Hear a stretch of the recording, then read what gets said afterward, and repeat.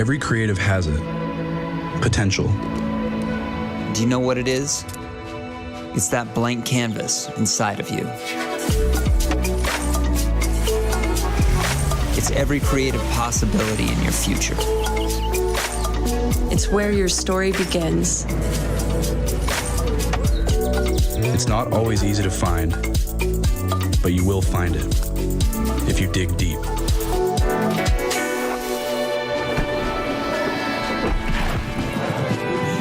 It took me years to discover mine.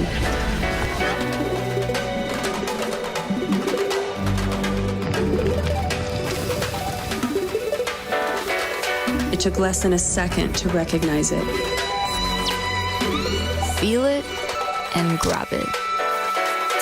And hold it tight.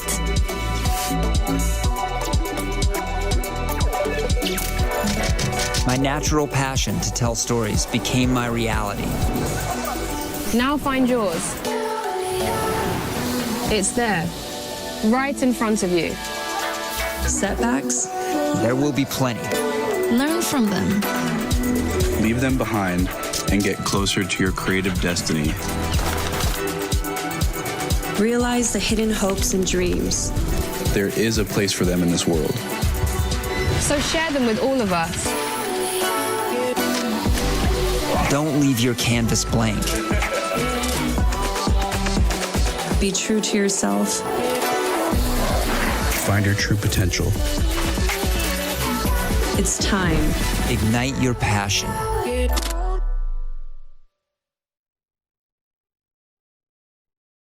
Hi there, my name's Viktoria Haack, and I'm going to talk to you today about taking the Z7II into the Canadian Rockies.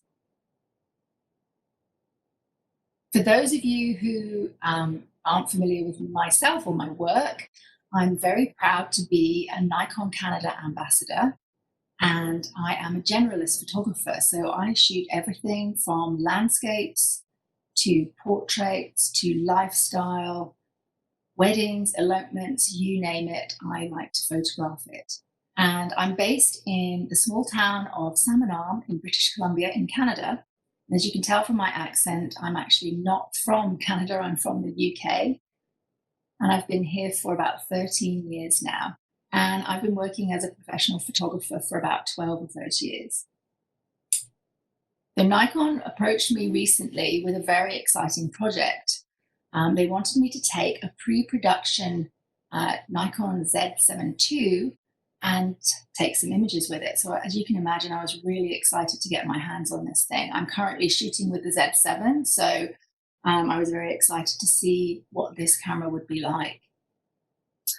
So for the purposes of this project, Nikon asked me to shoot mainly kind of nature and landscape style photos. So I decided that a good place to go for that would be the Canadian Rockies, as it's just a great place for landscape photography. So I headed there with my friend Amy, who was acting as kind of an assistant and helping me with my dog Jack, who I had to bring with me. And we headed off into the Rockies. So our first stop was in Canmore. And this is one of the first images that I took with the camera. So this is not actually the image that I intended to shoot. I was hoping to photograph the Three Sisters, which are a set of mountains off to the left of the frame and just out of the frame. And I was actually on the opposite shore, on the right-hand side of the frame. That's where I was set up to shoot those mountains. But just as I was getting ready to shoot some beautiful alpenglow on the peaks, a whole bunch of photographers turned up. So obviously trying to keep the camera away from other photographers, I moved my position and ended up pointing at these three mountains here. So it wasn't the shot I intended, but they're still pretty beautiful. I was also very excited to be given the new 14 to 24 2.8 lens to try out. So I have been very excited to get my hands on this, as have many landscape photographers and other photographers I know. So I was really excited to have this along for the trip too. And I was amazed at just how light it is. I've shot with the DSLR 14 to 24, and this is probably half of the weight of that one. It's really very, very light. So this is an image that's shot with that lens. As you can see, hopefully, I'm not quite sure whether it shows up on screen, but right through to the edges of the frame, it's just super sharp. So I'm really, really happy with that. And as with all the S lenses for the Z series, actually, they're just so sharp. The quality is fantastic. So I can't see me ever using my DSLR wide angle again. I'm really hooked on these lenses. So this is another image that was shot in the Canmore area, and with the 14 to 24 again. Some beautiful fall color. We were lucky to be there at just the right time of year. So this is sunset. Not much in terms of sunset color, but still quite beautiful. And I photographed a few details as well while I was there. So this is shot with the 85mm 1.8 at f2. And I was shooting into the light. So a very thin slice of focus and not super easy focusing conditions, but the camera had absolutely no problems.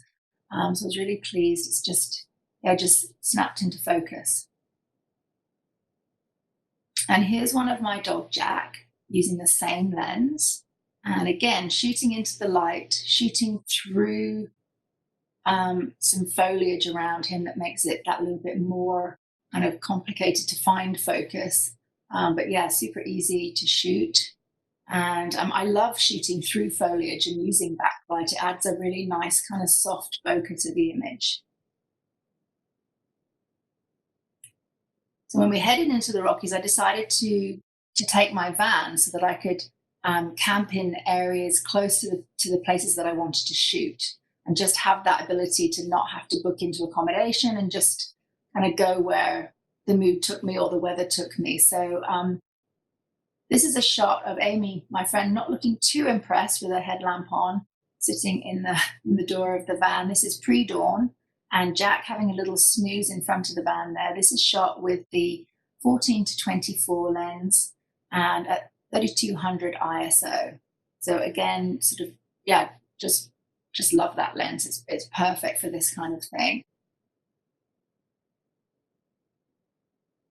This one's with the 50mm 1.8 at 1600 ISO. So Amy getting a little bit of work done on the laptop there.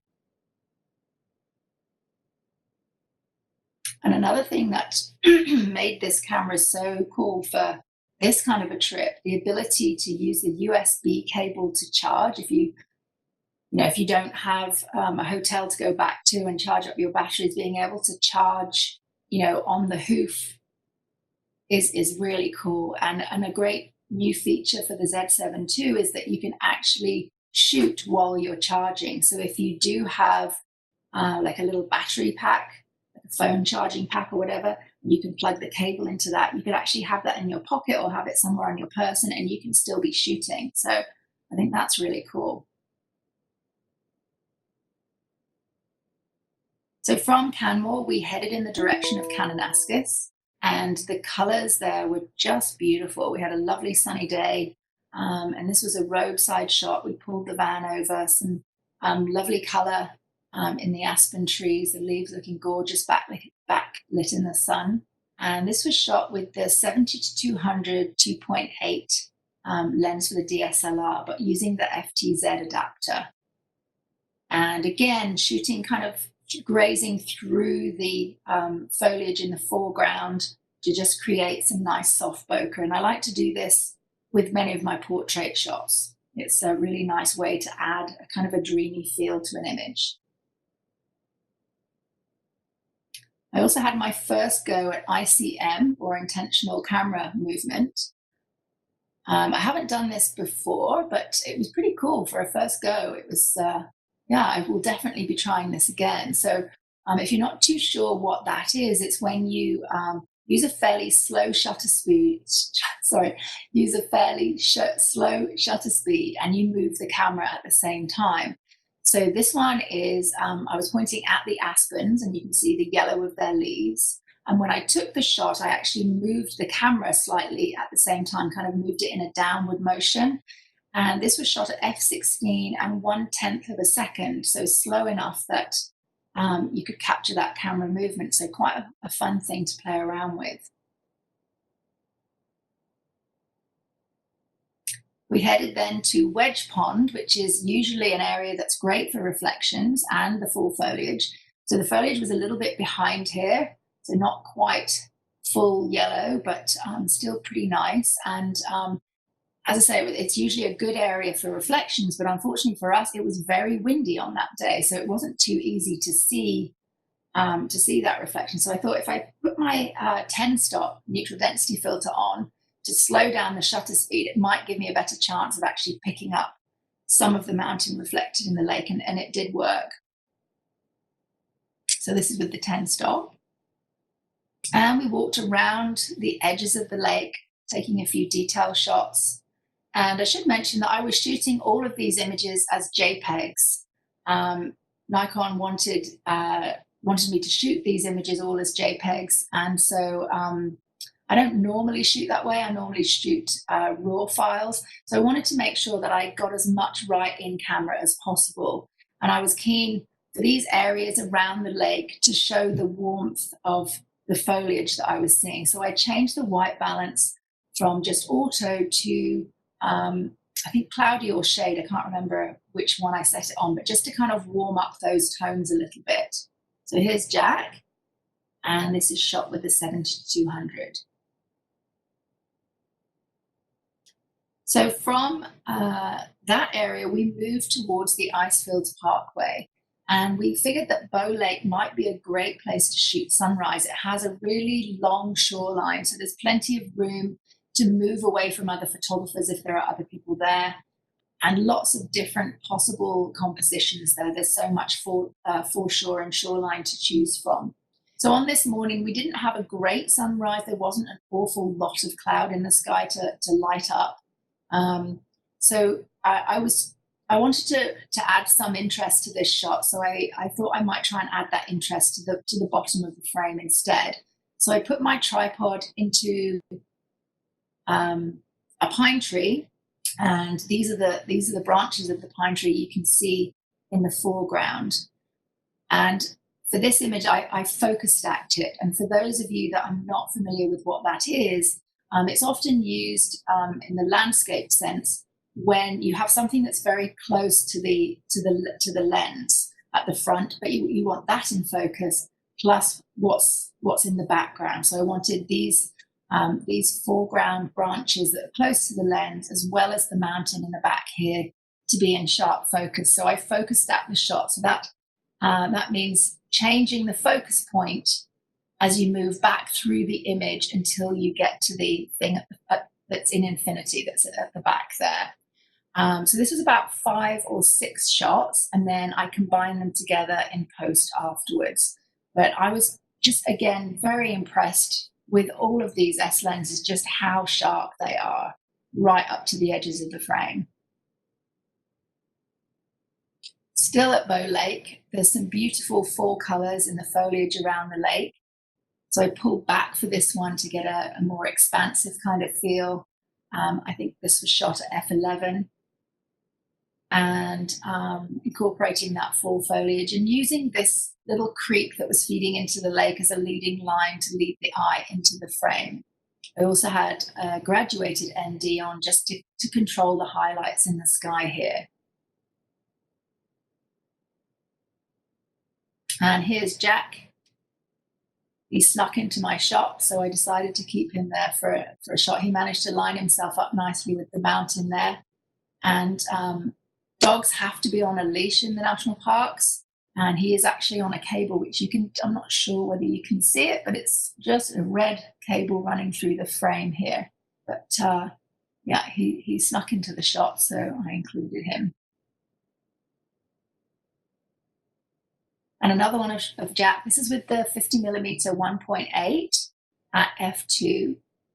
Again, shooting kind of through foliage to add that soft bokeh and into the light, which really picks up nicely kind of the rim light on his fur around his muzzle. And I love shooting into the light that way. So from Bow Lake, we turned off of the Icefields Parkway and headed towards Abraham Lake and the David Thompson Highway. This area had just incredible color. This is an area that's actually famous in the winter. Abraham Lake is famous for its ice bubbles, so you may have seen images from there in the winter, but I've never shot here in the fall before. So I was just astounded at the fantastic color that we came across. This is a roadside shot using the 7200 2.8, probably shot either inside the van or just outside of the van. And I love how well the textures of the mountains have been picked up. And this is a middle of the day, fairly kind of contrasty shot. Once we reached the shoreline of the lake, the color of the lake was astounding. I'm so used to seeing this lake frozen, but actually seeing the water not frozen, the color is just incredible. And the water levels this year are much higher than normal. So many of the trees and the foliage around the shores of the lake are actually sitting in the lake. So seeing these beautifully colored trees in the water is really just something that I've never seen before. So again, very bright, contrasty conditions. I used a graduated ND filter to just try and control some of the highlights back here. And this foreground was fairly shady, but I think the camera coped really well. And a few details of foliage and the lake behind, just the colors popping. It's gorgeous.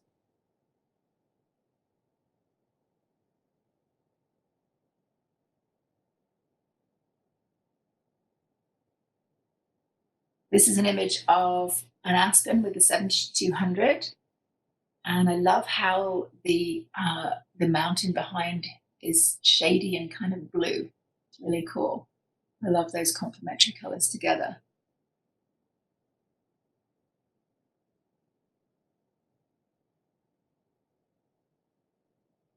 As I mentioned, there is a lot of high water and a lot of flooding in that area.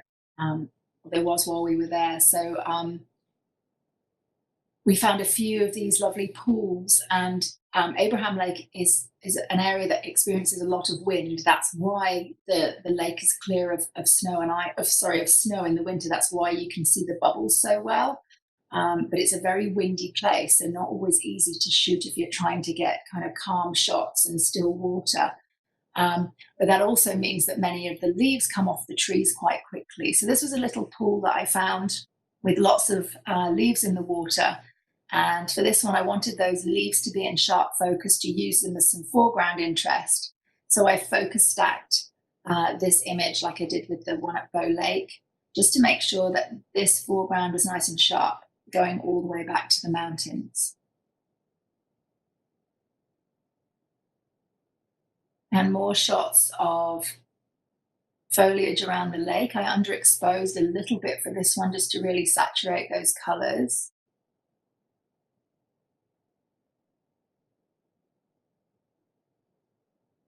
And this one almost feels like something kind of Japanese to me. It has a very clean, very quiet feel to it. I love the juxtaposition of the complementary colors.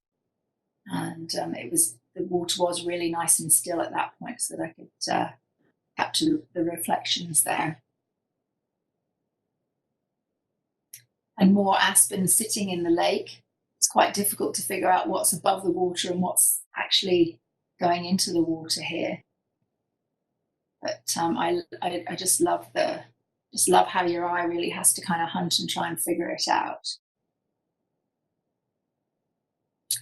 And then I had my first go at time-lapse photography while we were in this area. So I've never actually done a time-lapse before. So this was a new experience for me. And I could see that we were going to have what looked like it was going to be a good sunrise. This is actually pre-dawn light that you can see on the screen. It's obviously quite dark. But this is what my eye was seeing. I couldn't really make out what was happening in the foreground, but there was some light in the sky. And this was well before sunrise. But sometimes you get pre-dawn light before sunrise. This was that pre-dawn light. So I set the camera up with basically settings that would replicate what I was seeing. And I had the camera on a tripod for about an hour shooting. And then it put the video together itself. So it's perfect, nothing for me to do at all. Just hit the time lapse and off we go. So I'll just play that.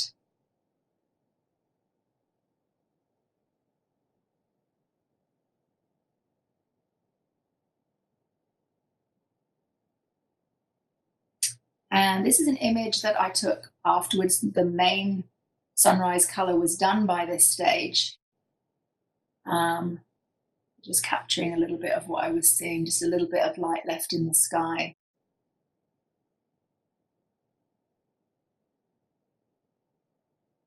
And some more shots from around the lake as we were exploring and driving around. Just some handheld shots, that beautiful color and the turquoise of the water. This is with the 70-200. So I also had to go at some slow-mo, and I haven't done slow motion video before either. So this was super easy. I just put everything on auto and let the camera do everything itself. So my friend Amy running barefoot down the road, thank you, Amy, and make the camera cope perfectly.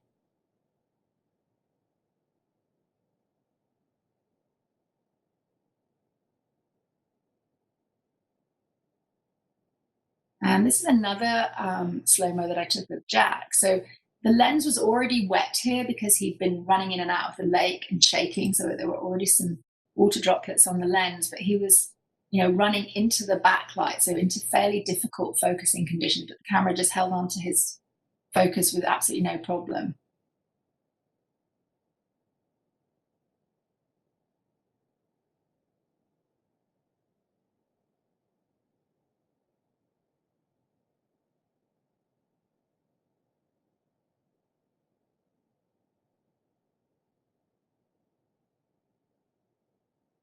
So before we left the Abraham Lake area, we headed to this set of falls, and I was keen to just test out a few long exposures. So this was a 4-second exposure. And one of the things that I'm very excited about with this camera is the fact that you can actually time up to 900 seconds in camera now for a long exposure, which is really cool.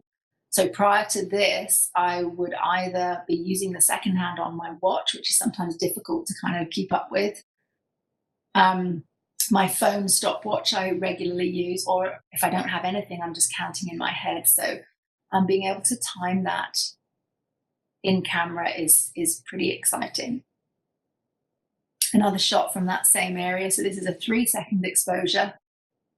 So Amy just standing still for those 3 seconds. And from here, we actually headed then back towards the Icefields Parkway. So we were going to shoot sunrise, but it was very rainy and wet. And we ended up we kind of opened the curtains of the van, peeked out. It was pouring with rain, very, very windy. And we decided to have a lie-in that morning, so we didn't quite manage sunrise. But the conditions were actually pretty difficult for photography there. It was so windy. So we headed north on the Icefields Parkway, and we found a section of the old Icefields Parkway that still exists, but kind of lower down. You have to search for sections of the road. We came across a section, and these were some plants that were growing there, and we were just exploring in that area. So this one is with the 70-200 2.8 at 2.8. And these are those same plants, but just photographed from above. So this is using the 24-70 f4 lens for the Z series. And yeah, I love just the little water droplets, and it's just so clear. And then here's one of Jack in those same plants, looking a little bit bored, waiting for me to finish shooting. And again, with the 70-200 2.8 and shooting towards a little bit of light that was coming through the trees. So in this area, we also found a waterfall that probably most people have no idea that it exists. And this waterfall would have been roadside when the old highway ran here. So one point, I'm sure lots of people would have stopped here, but now it's kind of a hidden gem. Not that easy to photograph in this particular section. It was quite slippery and precarious, but I grabbed a little shot in there. It's kind of like a cave area, and a little bit of slow-mo video of the waterfall from above that too.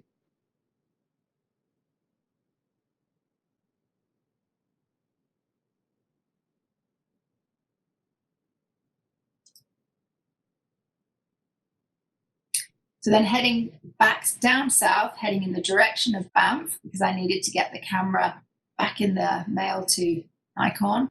So we stopped at the Athabasca Glacier. It was very wet, very windy, kind of sleety rain that was coming down. I did try shooting some images. I wanted to get those beautiful moody mountains in the background, and I tried using some foliage as a foreground, but it was blowing so much in the wind that wasn't really working. But I found these lovely rocks with some great textures, and this creek that I've never come across before. So grabbed a couple of compositions here. So I had ND filters on to slow down the shutter speed a little bit. And I also had a graduated filter on for both of these, and it was quite the job just keeping the lens dry because it was so windy and wet. So wiping that down all the time between shots.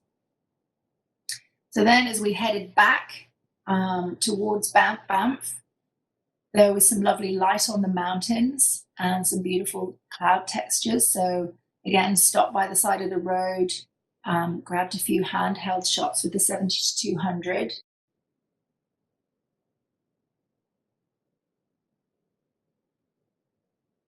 And these are kind of the final images from the trip. After this, we were heading to the mail to send the camera back. But just a parting look at the Canadian Rockies. So we were very lucky to hit this time of the year and get this beautiful fall foliage. So last shot of me with the camera. I'd like to thank you so much for listening. I loved shooting with the Z7II. I cannot wait to get my hands on one to use for a longer period. If you have any questions, I would be more than happy to answer them. So you can contact me either through my social media, or if you want to send me an email. So my details are on the screen right now. And thank